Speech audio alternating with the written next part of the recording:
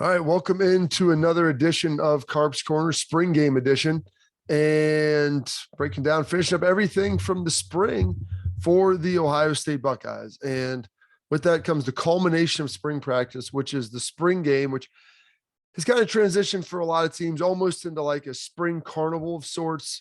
You want to get some fans out there. Generally, you don't want to hit too much. Make sure everybody gets out of there healthy, develop your young guys, give the fans something to cheer about, get them juiced up a little bit. And so that's kind of what the spring game has ultimately become. And so with that, it's a little bit different than maybe the spring games that I grew up in and some of the different spring games that a lot of other people have experienced over the years. So I get it. I understand it. I understand why it is the way it is right now. But this is just kind of the reality of where we're working in. So there's a couple of things that Ohio State obviously had to deal with. Number one, you're trying to work on all those things that you normally would in the spring. But, another piece of this is the fact that, the passing of Dwayne Haskins. And so this is going to be very, very delicate. And you're trying to deal with something right now that it's fresh, it's new. You have some of his teammates still on the team. A lot of his former teammates were coming back to be recognized. And they had just kind of set that up, and it just kind of happened to be that way. And you're going to have to figure out a way to honor him in a way where you're still trying to get some work done, but make sure that you do Dwayne Haskins justice. So it wasn't going to be easy. I feel like Ryan Day is uniquely equipped to handle this. He is one of the most, I don't want to use the term sensitive, but in touch and understanding coaches you'll find. That don't confuse that with weakness at all. But he understands, the human condition, I feel like, as well as anybody. He's been through some unique things in his life. And so because of that, that uniquely qualifies him to be able to handle some of these different situations that can be incredibly tough. And let's not also forget, Ryan and some of these other coaches, they coached there when Dwayne was there. I mean, so they're grieving too through this process. And I thought they did a great job. They honored him in the perfect way. Put the DH on the 7-yard line on both sides. You've got the helmet decal, which I'm sure is going to be there for next year. I'm sure the stadium, with the turf is going to be there, even though they're tearing that turf up. I'm sure they'll reapply it. And then they did a moment of silence at halftime, and with a highlight video, and a prayer. And it was incredibly powerful. I've been in the stadium a lot of times in my life, for some good things, for some bad things.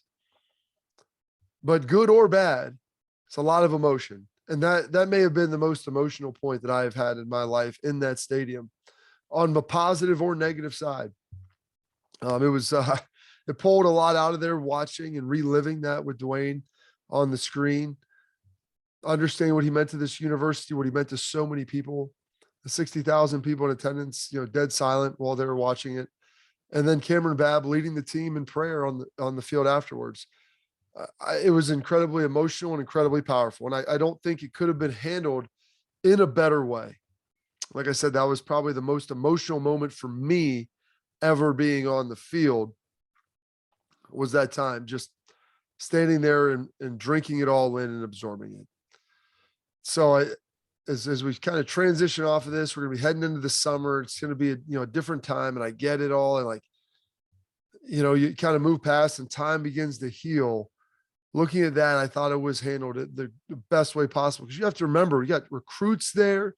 There's a lot of different factors you got to be pulling in, and appearing to be sensitive while also making sure that the show goes on. Because Bill Parcells used to always say this, the carousel doesn't stop for everybody. The carnival keeps rolling on. The circus doesn't stay in town forever. And unfortunately, with the passing of Dwayne Haskins, his time came to an end in football and in life, more tragically than anything. And so, not even 25 years old, passing away, he's going to be sorely, sorely missed. But that smile and the picture and video of him as a young kid coming into Ohio in the Woody Hayes and talking about being there, wanting to play there. That's what it's all about, folks. That's what it's all about. So I wanted to get that out of the way to make sure that it properly addressed it, because I think it means a lot. And it's very important. Football is one thing. Football is sports. Life, it's another. It's more important. All right. So on to the spring game now. And I want to hit a couple of different things. I want to first look at the spring game at large and what we're trying to get accomplished. And one of the big motifs for Ohio State has been toughness this offseason. If you look at them last year on both sides of the ball, you had the question, could they run it when they needed a yard? They had a great passing attack, but could they run the football when they ultimately needed a yard? Yes, a really good rush defense. You didn't always feel confident in that. Some maybe due to scheme, some due to play call, some due to design, some the players, whatever it might be. But you didn't feel like you had that added ingredient, that grit, maybe that little bit of toughness. Conversely, you look at the defensive side of the ball. Looked at Oregon. Yeah, they're running some crack sweeps and different things. So it was a little more perimeter based, but no one likes to get run on. Things appeared to get a little bit better throughout the season. Then you ultimately played the final regular game, season game of the year.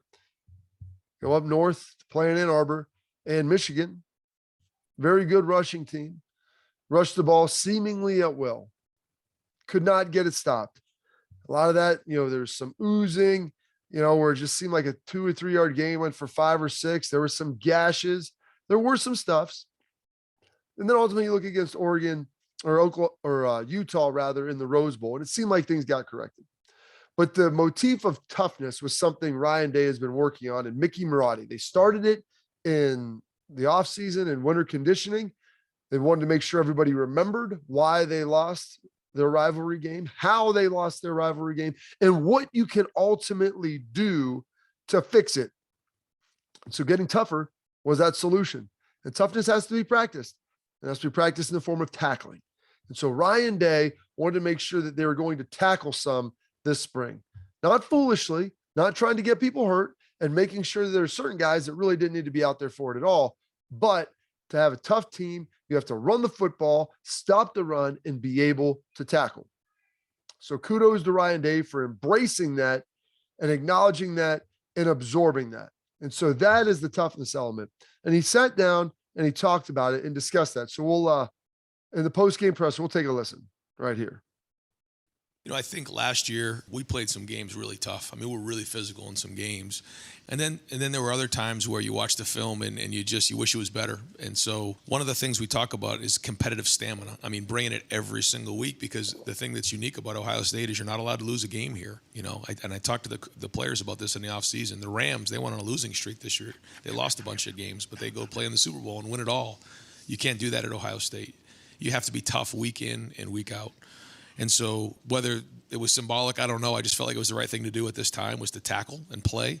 But we're going to have to be physical. If we're tough and we have good leadership next year, then we have a chance to reach our goals. Today was good. We'll probably do a little bit more in August because, we opened the game right out of the bats with obviously a huge game here, and we know that's right around the corner. Some pretty good stuff. That to me is a coach who is self-aware, who understands that, hey, where we were deficient, you can't just sweep it under the rug. You can't just hope that it goes away. You have to address it head on. You have to look at it and say, where were we bad?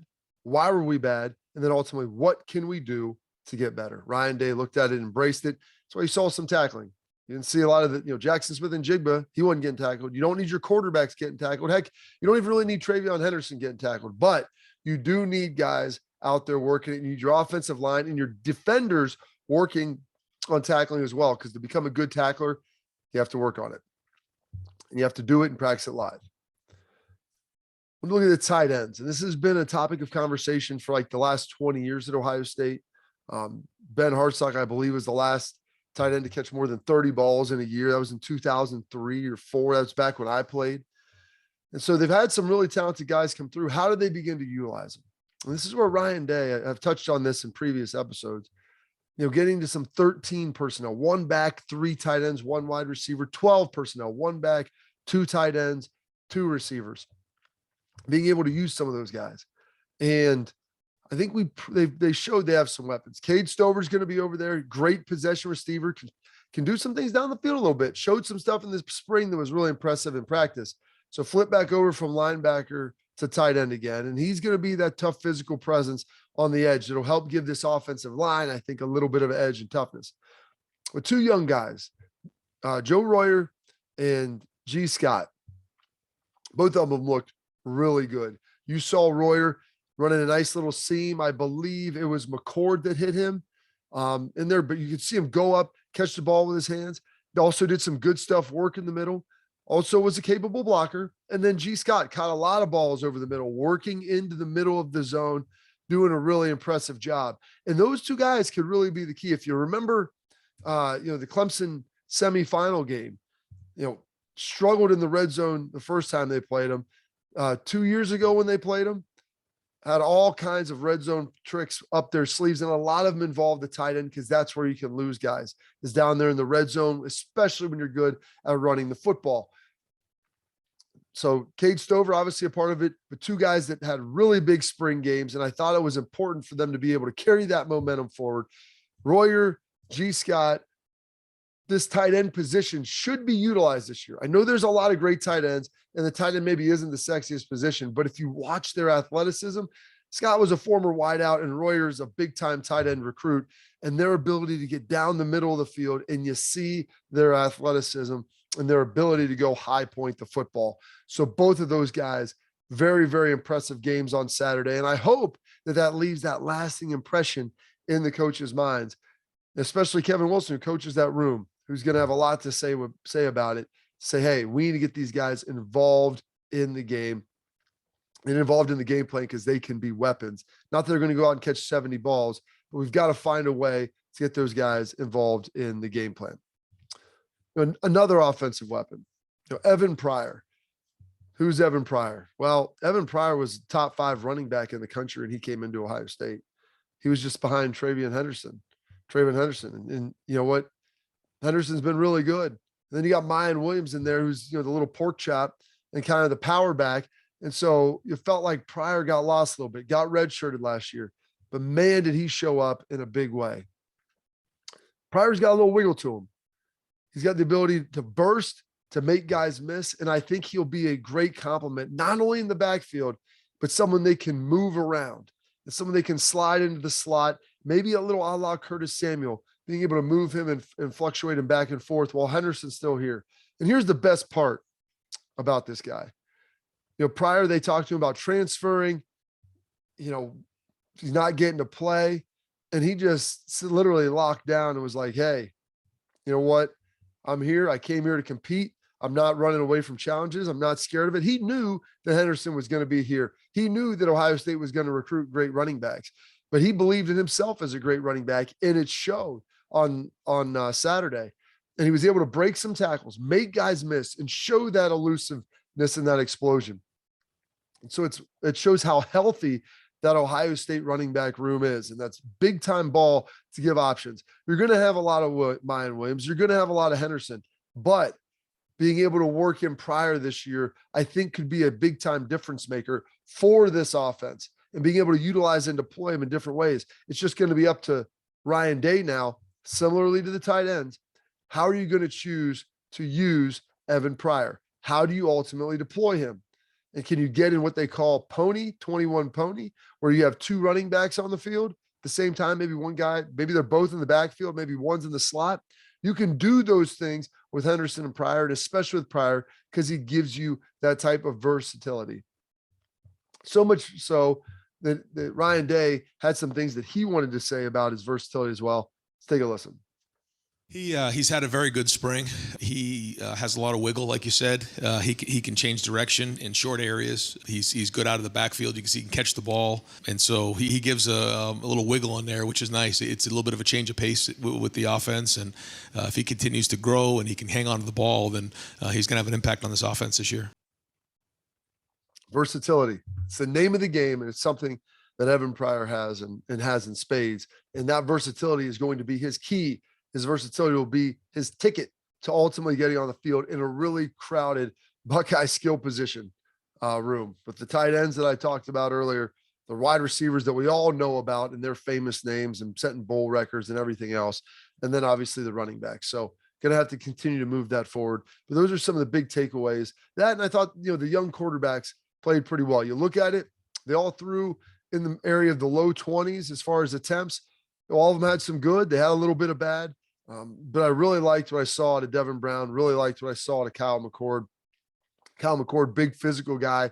You can see his athleticism I think he checks some of the boxes there to where, you know what, should something happen to CJ Stroud, he'd be able to go in and then ultimately maybe be able to take that job over from him and compete next fall and maybe be the heir apparent in the successor.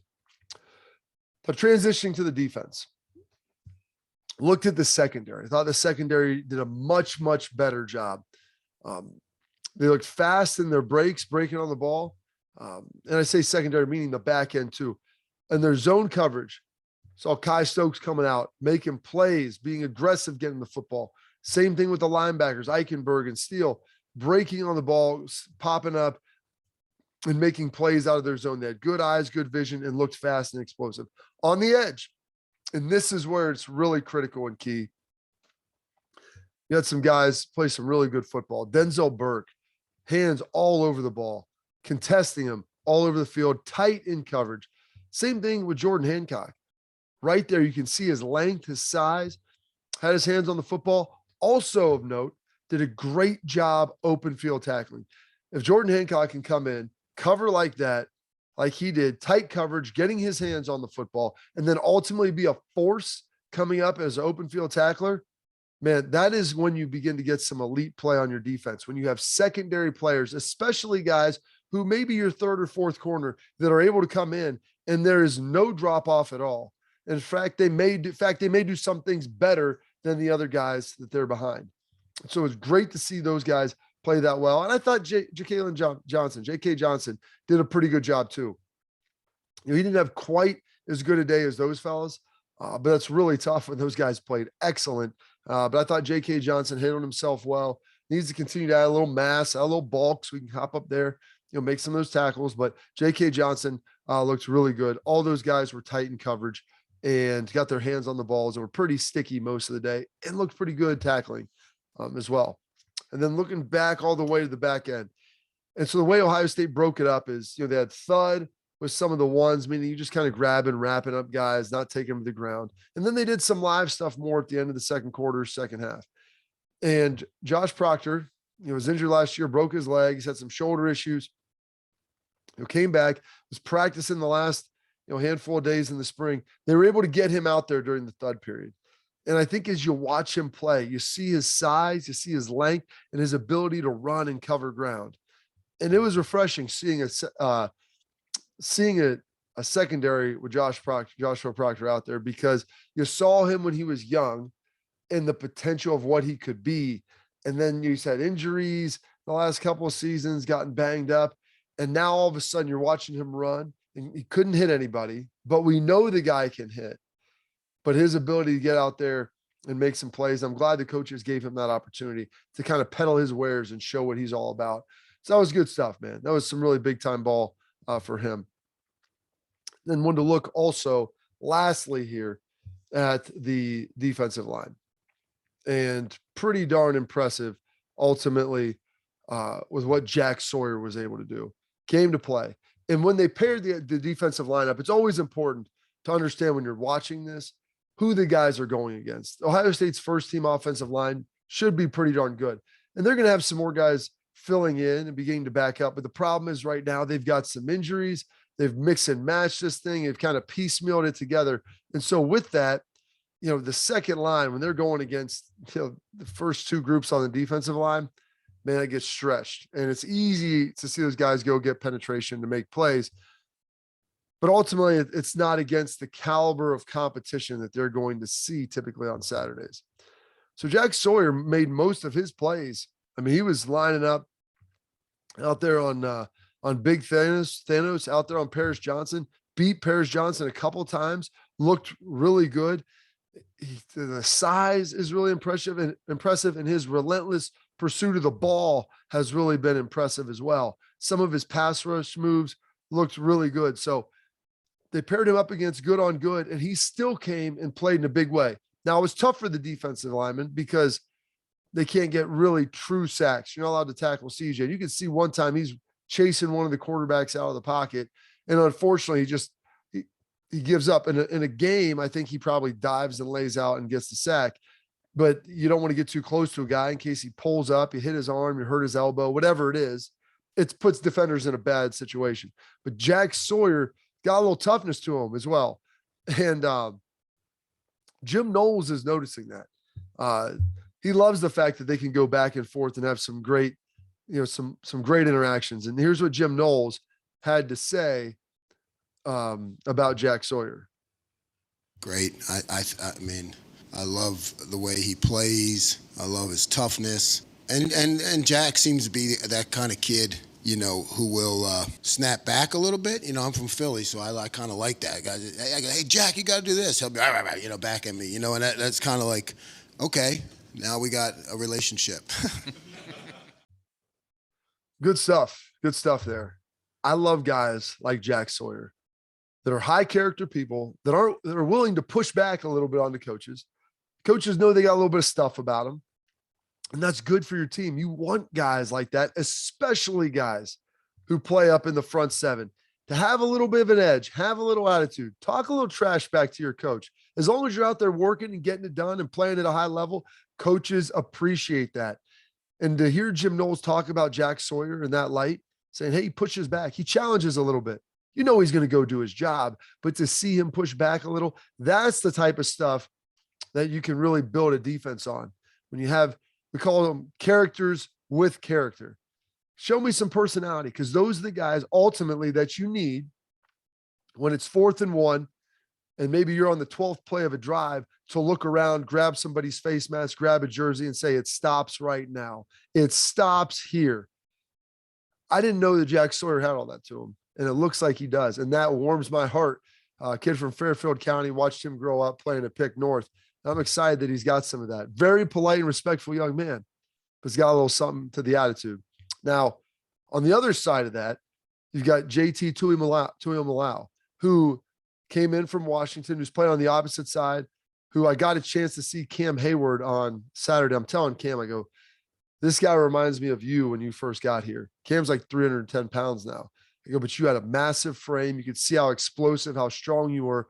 I go, JT's sitting there around 270, but he's going to probably be pushing 290 by the time he leaves. And if he's playing in the NFL, I mean, he's going to end up being a monster when he gets there. But him and Jack, they're kind of joined at the hip with how good they can be together. And the fact that those guys can be playing on opposite sides, really, really a scary prospect here for the next couple of seasons. And excited to see them be able to do that. And I think, I think JT understands that as well. He, very special kid, but talking a little bit about the year that potentially him and Jack can have together and how tough it was for him last year, because he didn't get in until start of training camp. Oh, yeah. I mean, first year, I'm not going to lie. I was trying to get my feet in the ground. I came here so late, but, being here with Jack and having a full offseason and see what we did out there, I think we got our feet in the ground. It's going to be a special year for us. Some good stuff. Good stuff. Those guys kind of married together, can have a special year, both of them. And I'm excited to kind of watch those guys grow and develop. Lastly, I'll leave with this. After the game, they had a barbecue for the former players, the alumni, their families, as well as the current players and their families. It was awesome to kind of get to walk around and mingle, and that stuff had kind of disappeared because of COVID. But it was great to see that, because what you get to do is I get to see these young men at practice. I get a chance to talk to them, work out with them, and be involved with them in that way. But I also then get a chance to kind of talk to their parents outside of just when they're coming through for recruiting, and have conversations with them about life and what things are like, and talking to them about their sons. And you can see why the players that Ohio State gets are such high quality players, because they have such high quality parents. They have high quality families. Urban used to say, elite families. But the amount of players I was able to talk to, their moms and dads there, their families, everybody that loves them, you can see why they're tough, why they're hardworking, and why those guys gravitate toward each other. If I'm a parent and I'm walking, hopefully my son around someday, and I, get a chance to meet the other parents there, and I see their kids, and you can tell they're all really good people, that's only going to give you more ammunition to say, hey, you go here, stick together, stick with your teammates, and you guys can all stay out of trouble, and you can work hard and go achieve some great things. And they've passed on recruiting on guys who are maybe problem dudes, who aren't necessarily great character people, because of that. And it shows now with their team. Talking to all these guys' parents, man, they're good quality human beings. And some of them have a little bit of an edge, which you need. That's great. So as we go on, I'll try to give you some more updates throughout the summer on the Buckeyes and everything that's going on there. Bring in some of my former teammates. We have some conversations about how it ultimately goes and what it will look like this season. But continue to like, subscribe, comment. I'll answer all your questions, especially this summer when we have some more time. So make sure to continue to do all those things. Appreciate you watching the show and look forward to talking to you next time.